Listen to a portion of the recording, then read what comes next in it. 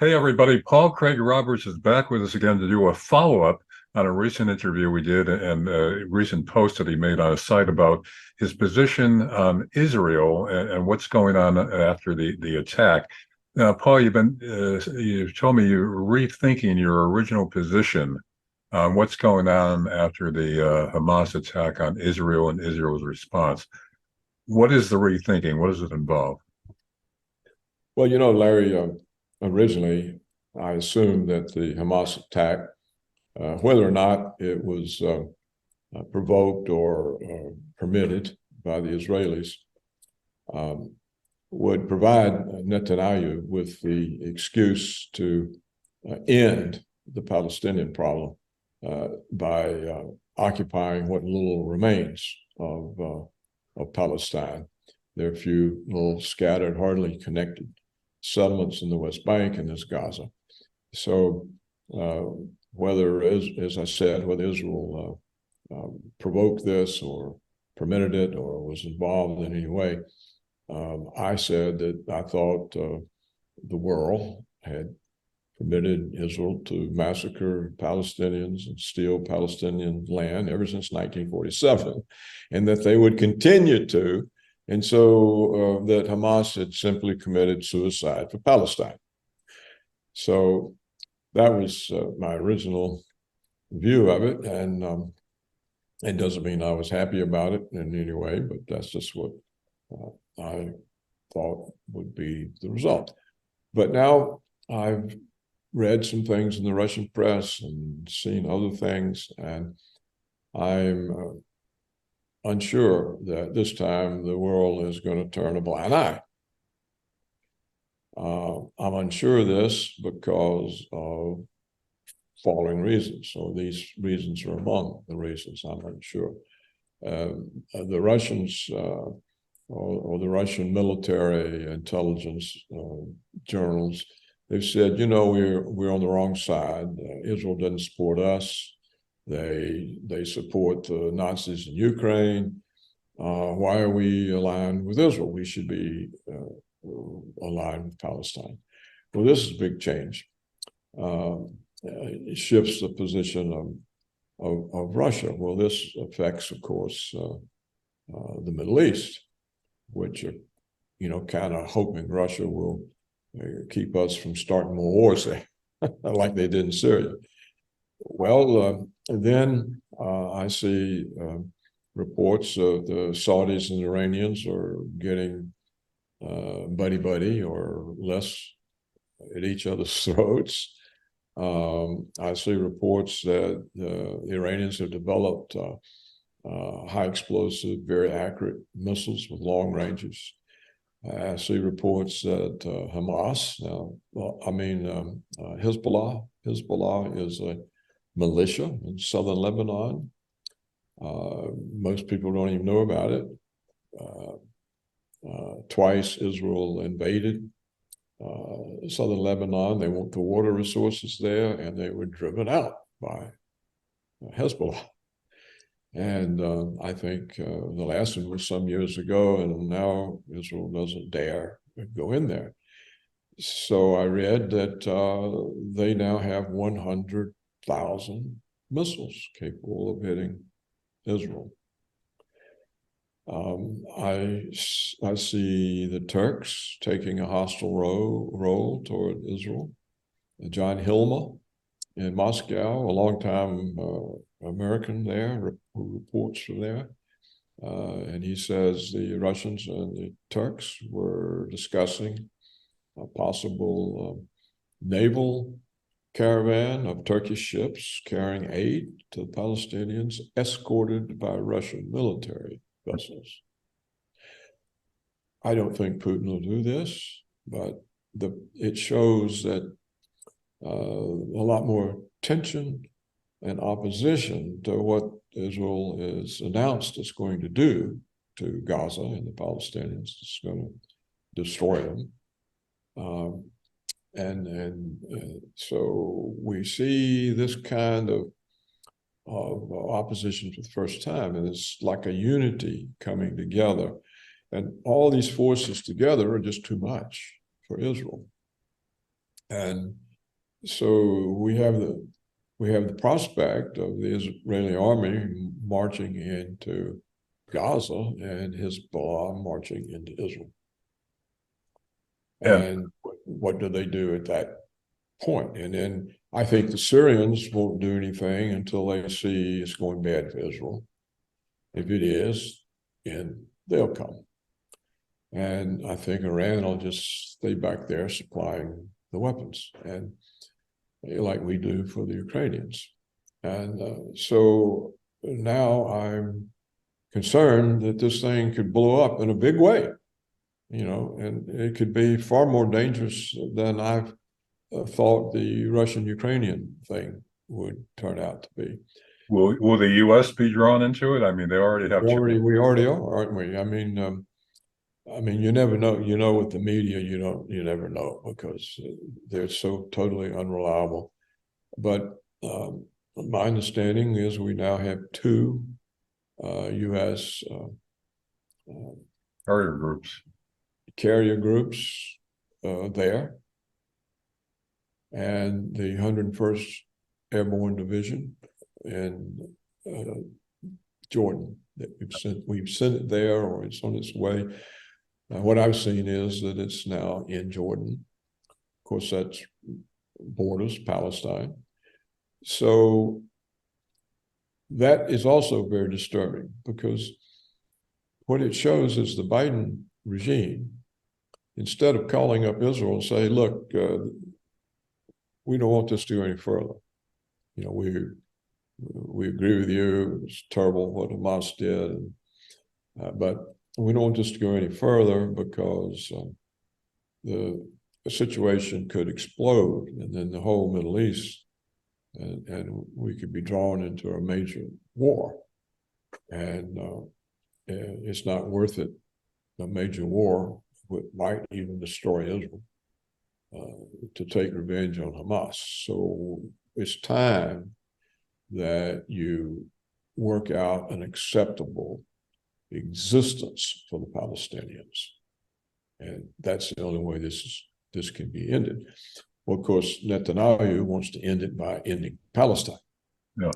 So, but still, we have a lot of things we could do. We're just afraid to do it. We could just say, okay, no more money. Money's cut off. Instead, we make a huge appropriation.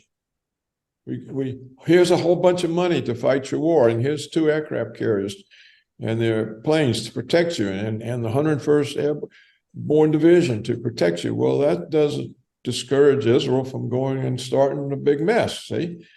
So I see this as reckless and irresponsible on the part of Washington. And when I saw that being our response, I said, well, it is going to blow up.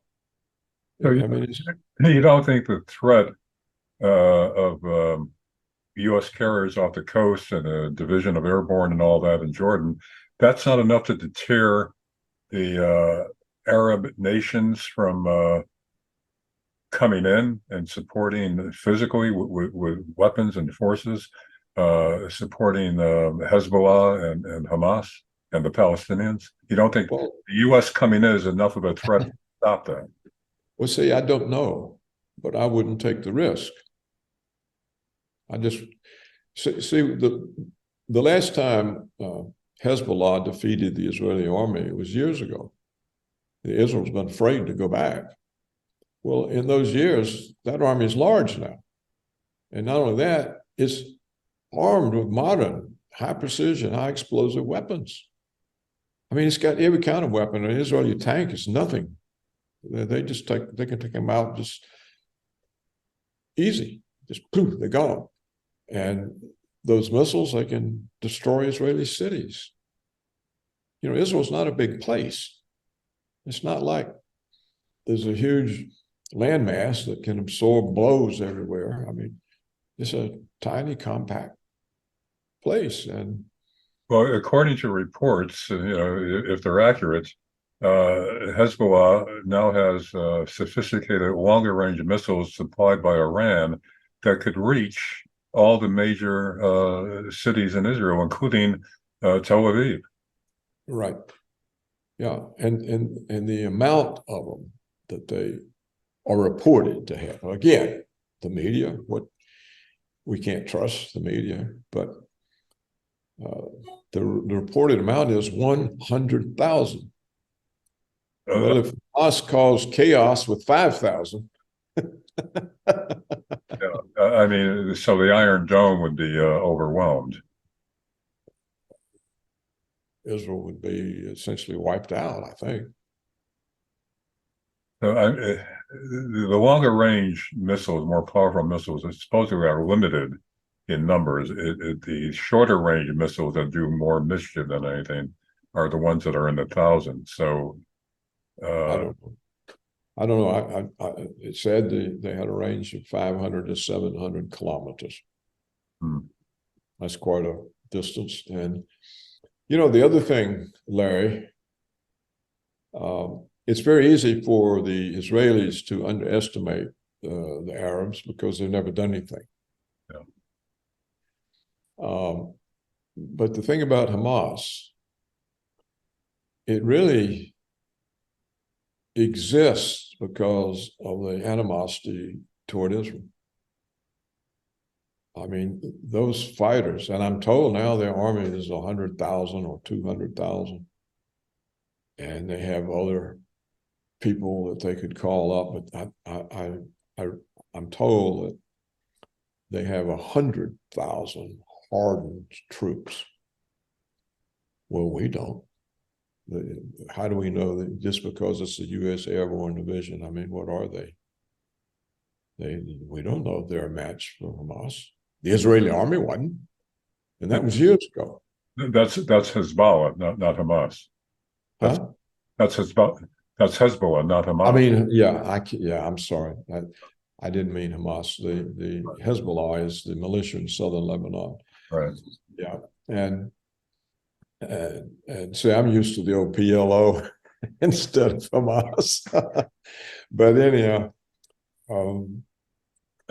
I don't know. I'm just saying, you asked me why I was rethinking my position, and I think my position was natural originally. It made sense. No one's ever stopped them before. Why are they going to do it this time? Particularly because all the PR is with Israel. The President of the United States is on television and says that he saw videos or photos or something of Hamas cutting the throats of Israeli babies. Well, I mean, the White House corrected and said, no, it's not, we didn't. But everybody heard that. And there's all the other kinds of propaganda. Everybody is against Hamas. So it's fine for Israel. And so I can see how they would say, well, they've never done anything before, and certainly not this time because they're all on our side, and off it goes. And so that's, but that doesn't make sense when you start seeing the expressed opposition coming from the Arabs, the Turks, the Iranians, and Russian military journals and analysts and security people. And so it's quite clear they're not happy with Putin policy, and he's going to have to change it. And if John Hilmer, who I think he's been a reliable, more or less reliable reporter for years. And who is that again? What is John Hilmer? He's based in Moscow. He's an American. I'm confident American, and he reports news from Moscow. He, obviously fluent in Russian, probably has good contacts. He's been there so long, and he tries to be objective. He's not slanted. He's not taking the Russian side or American side. He's just telling you what's going on. That's what I try to do. Right. It's what you try to do. I'm not taking a side. I'm just trying to figure out what's really going on, because we know the narratives are false. They always are.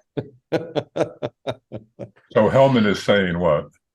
Well, I think I posted it on my site. He said that the Russians and the Turks had been discussing a naval caravan of Turkish ships escorted by Russian military ships carrying aid to Palestine. So, of course, the Israeli patrol boats can't stand up against that. And so are the carriers going to try to intervene, or are we going to fly jets over it? We're not going to intimidate the Russians. So right now, I mean, if that happens, it's going to explode right there. Now, I don't think Putin will do this, but the fact that they're talking about it is an indication they're thinking ahead, or that they realize this is a situation that they can't really accept. And Putin is too cautious to, I mean, look how cautious he's been in Ukraine. Yeah. So he's not, I don't think it'll happen.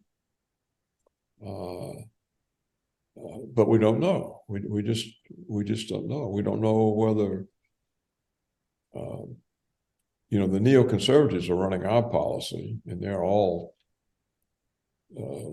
totally loyal to Israel and totally against the Palestinians and the Arabs in general, including Iran. I mean, when you have a situation like that, the neoconservative officials, they're well enough placed, they could provoke this thing into an attack on Iran, which they've been wanting to do for a long time. And Israel has been wanting to take care of Iran also before it gets a nuclear weapon. They want us to do it. They don't want to do it.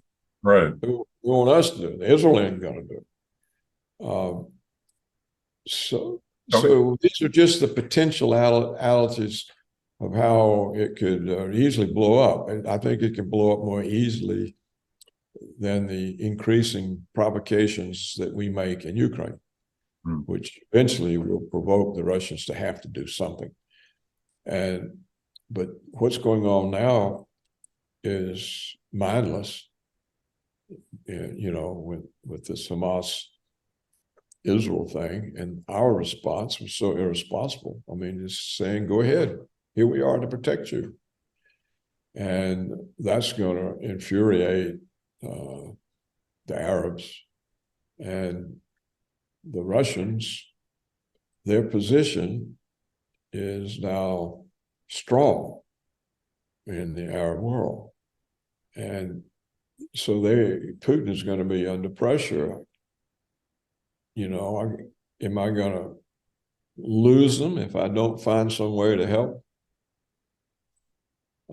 Can I just stay out of this? I mean, so we already know that when Obama was going to invade Syria, Putin very quickly sent in the Russian Air Force and said, no, you're not.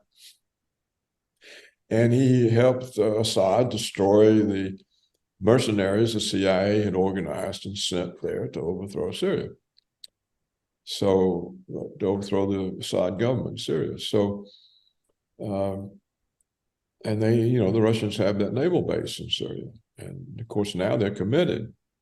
And now they have good relations with Iran and Saudi Arabia. Russia and Saudi Arabia now have sort of OPEC together, and they agree on controlling the oil price together.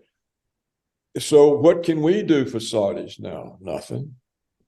The reason for America's wars in the Middle East, with Trump, with Bush, Cheney, and Obama, and that went on for 16 years.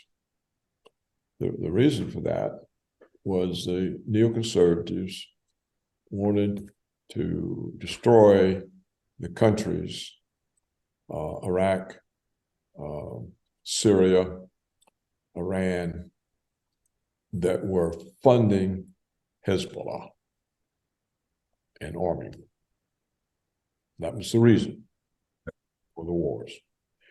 And we made up all kinds of excuses, 9/11, Osama bin Laden, weapons of mass destruction, Assad's use of chemical weapons. We had all these fake excuses, but we went in to stop Iran, Syria, and Iraq from being able to finance and arm Hezbollah.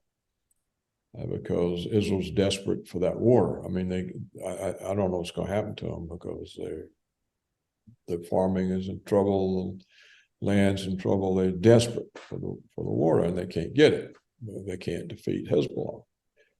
So the whole reason for our wars, the neoconservatives, were the reason for the wars, and they're all aligned with Israel. And so this was done so that Hezbollah would be weakened and lose its supporters, and then Israel could expand. So Hamas has got to be thankful that the Hezbollah is there, and certainly that Iran is there, and the Russian commitment to Syria, they're not going to walk away from that after everything. So if the neocons won't pull in their horns and won't quit, I mean, I'm sure the only reason the U.S. 101 Airborne Division is over there is because of the neocons, and the only reason the two aircraft carrier task force are there. It's the neocons. They have all the positions in the State Department, the National Security Council, the Defense Department. The president don't make decisions. I was in the government. The decisions are all made by the assistant secretaries, the undersecretaries, and passed through the cabinet member up to the cabinet secretary to the White House. And at that point, it's the National Security Council, the chief of staff. And they choose between all of that. And the president is sitting there, and people bring him and say, this is what we think you should do. So, all right. Well, that's the way it works. I mean, I've watched it. I've watched it as part of it. The people don't understand assistant secretaries run the government. You know why? Because all the departments report to them. All the information flow is to the assistant secretary. I mean, I had 200 people reporting to me. Well, if you're in the Pentagon, you're assistant secretary, you probably got 20,000. And the secretary didn't know anything about my area of responsibility except what I told him. You were the assistant to the Treasury Secretary under the Reagan administration. Yeah. I had, the Office of Financial Analysis reported to me, the Office of Economic Affairs reported to me. I mean, they didn't report to the secretary. So the secretaries, which are political appointments, are basically figureheads. They're figureheads, and they meet with the president, but they're briefed by their staff. Right. And in fact, an assistant secretary is a presidential appointment, just like the secretary. Yeah. You have this. You have the same standing, and sometimes assistant secretaries can have so much power, such a power base, particularly in the Congress, that a cabinet secretary couldn't get rid of them. Mm. Yeah. So, it's the president always gets blamed. It's Biden, it's Reagan, it's Biden, but it's whoever are in the policy positions that are forming the decisions. And Washington is still rife with the neocons. Yeah. Well, they dominate the State Department, the National Security Council, the Defense Department. Who else is in there making a decision other than one that achieves the neocons' agenda, which is Greater Israel, elimination of Syria, Iran, Iraq, and of course Libya. They got rid of Libya. That was for a different reason. That wasn't really related to Israel. And but we destroyed two countries. And if you count Afghanistan, I mean, we lost, but I think we did a huge amount of damage to the country, to the prospects of the people and all, and a lot of lost lives. So you could say we destroyed 2.5 countries, and that was all part of eliminating the ability of Hezbollah to be financed. And I think when the Russians stopped Obama in Syria, we gave up. We weren't going to try to engage the Russian Air Force in Syria. All right, but Paul, currently what's going on, the neocons would love to eliminate Iran for Israel. Israel is worried about getting a nuclear bomb. So what if the U.S. does attack Iran in force? What happens then? Do the Arabs just give up because they don't want to bring in the U.S., or do they react themselves and it becomes a bigger war? Yeah, I think if that happens, Israel's guaranteed to be destroyed. And I think the problem Washington then faces is, do we accept this defeat or push the button? I mean, we don't have the troops to have a ground war against Iran, Right. much less if Hezbollah is behind us and Syria's over here. And I mean, we just don't have the troops. And of course, we all think our army is so powerful and everything, but we don't have any evidence of that. All right, it's short of us pushing the button to stop all this, to contain it. What if it just develops into a big conventional land war with all these Arab countries converging to fight against Israel? What happens then? Oh, Israel will run. There's not enough of them. I mean, it's possible that right now the Hezbollah has more hardened troops and as large of a reserve as Israel, just Hezbollah. Now, Iran is a much bigger country. It's got all kinds of people. And the Syrian forces now are very hardened. They've been fighting all these years. Look, they're hardened troops. They're not recruits. They're not,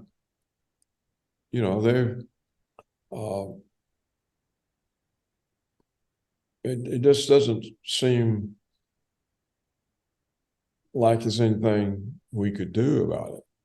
So short of pressing the button, if it becomes a huge land war with all these Arab countries sending in troops, including Iran, Hezbollah, and the rest, there's no way we could contain this, correct? Well, what if we had 1 million troops that we could stick in there and shield Israel, but we don't, and they would take huge casualties like the Iranians. Look what, the Russians kind of spare their troops and just send the missiles. So, every day Ukraine loses another 1,000 troops and the Russians lose 1. And it's not a outcome that works. So I can't speculate about how it would work or anything, or who would win or all that. I don't have any way of knowing that. But what I'm worried about is that initially I thought that nothing would happen except the Israelis would take what remains of Palestine. Right.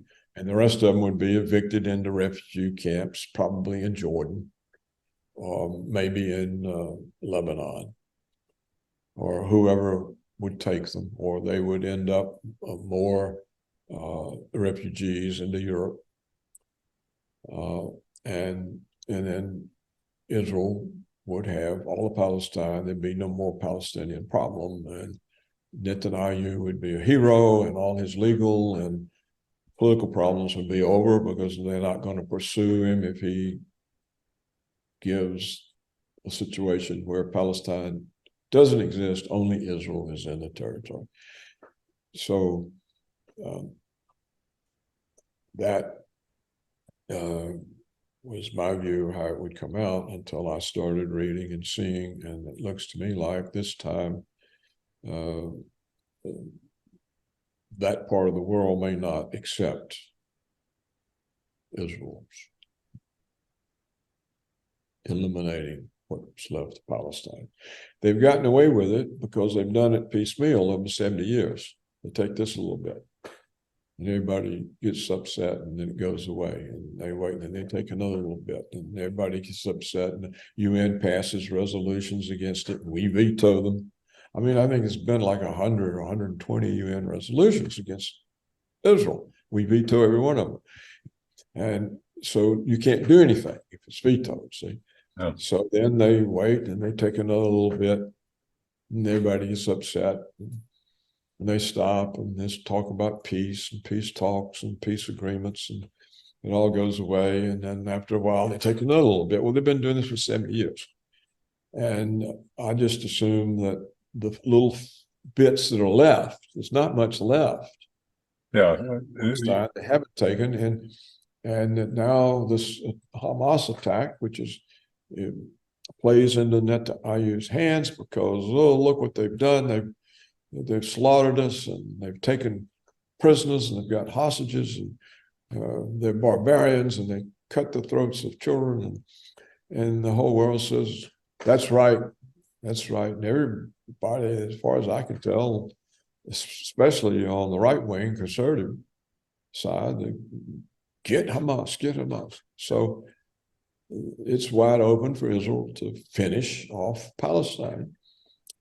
And so I said, well, okay, that's what they're going to do. But like I said 3 or 4 times today, and this was the final time, I'm not sure that Hamas is going to stand for it, or that Syria is, or Turkey, or even Russia. I'm not sure what the Russians are going to do, if anything. But and if they don't stand for it, you feel they've got enough troops and weapons and ammunition and determination to defeat Israel?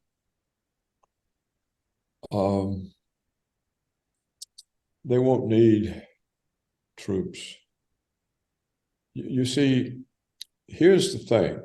The Palestinians and Hezbollah are motivated by a deep hatred and resentment of Israel. Right. So they're not afraid. They'll fight to the death. They're not afraid. You can almost say Hamas's existence is to resist and destroy Israel. Well, the Israelis, they probably not like that. They probably, and now they may get that way if they see themselves going down the drain. But I just have the feeling they're used to shooting kids and women and old men and bullying, and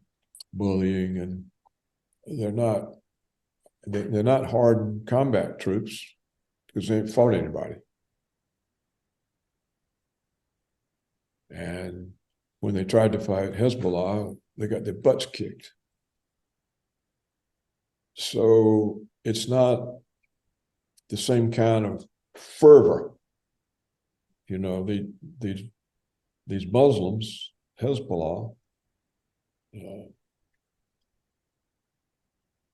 Hamas, they are very fervent about it. Yeah.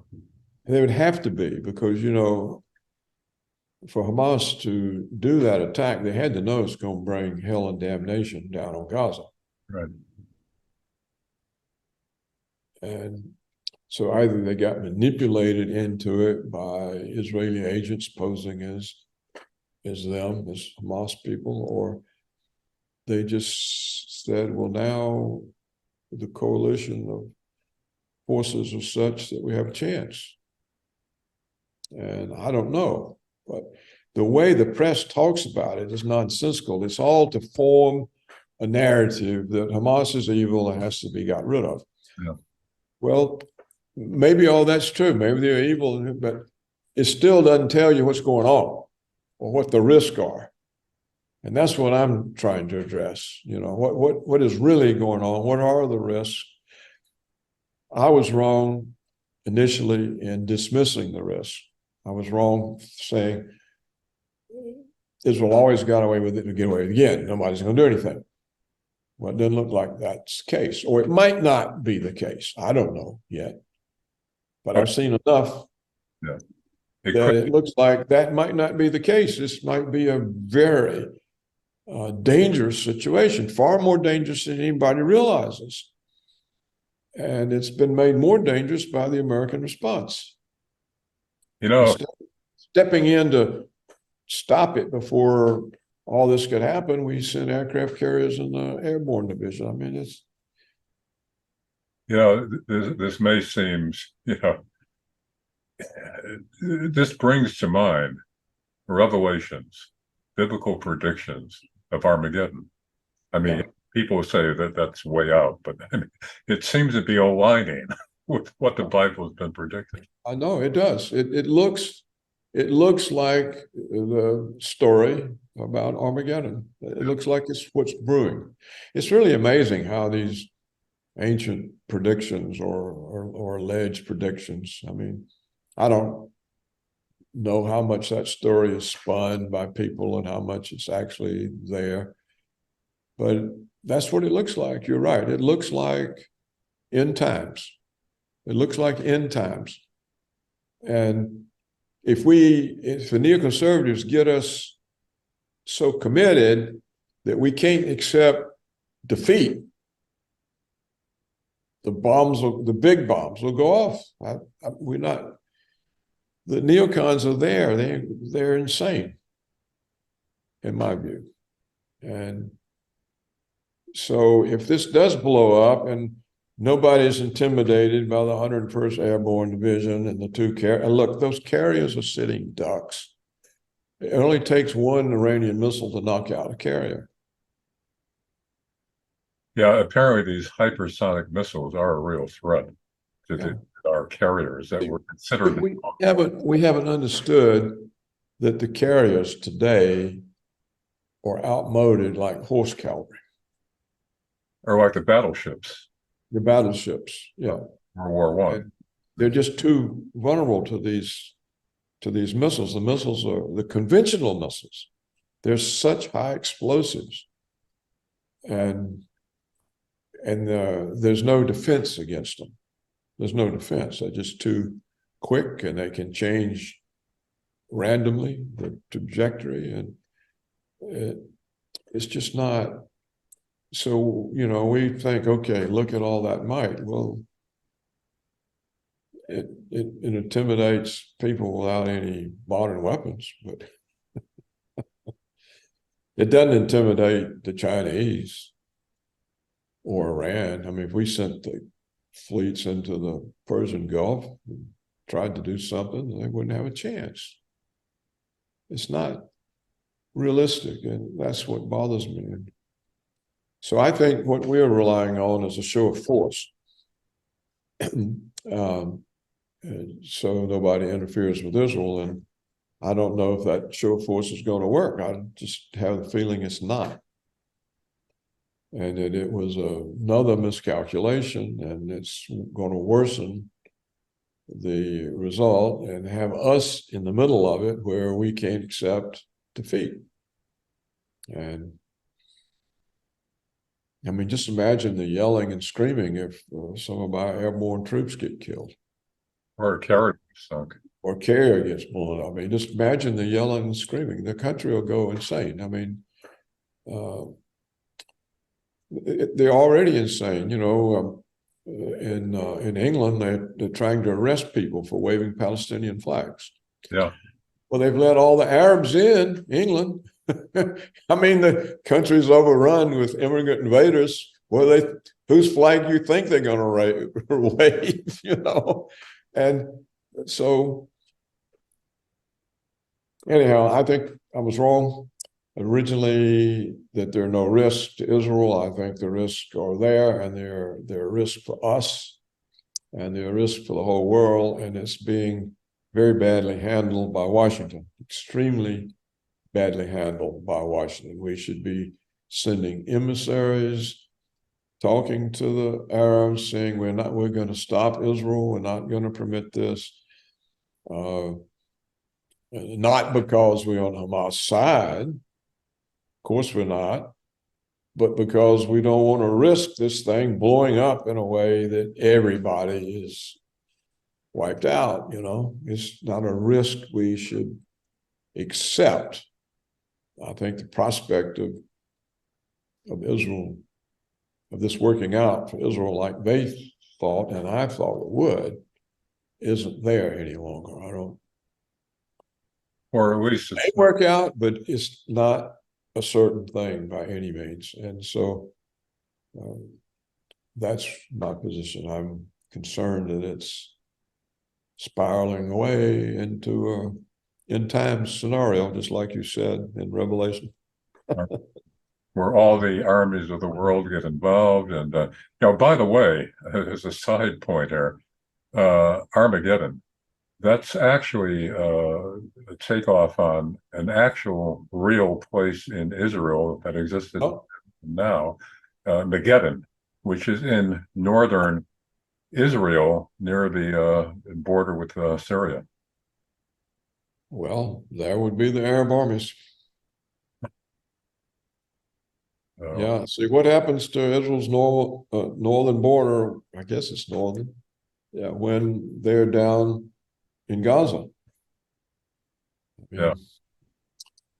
I mean, they overrun before they could get out. Yeah. The commentators are even admitting that that's what Israel was worried about: a two-front or a three-front or four-front war developing if Hezbollah gets involved in northern Israel. If they get involved, it'll take everything Israel's got to stop them. And so there won't be any Israelis in Gaza. They're not going to be able to send a few soldiers to go off and stop Hezbollah. They'll have to have the whole army.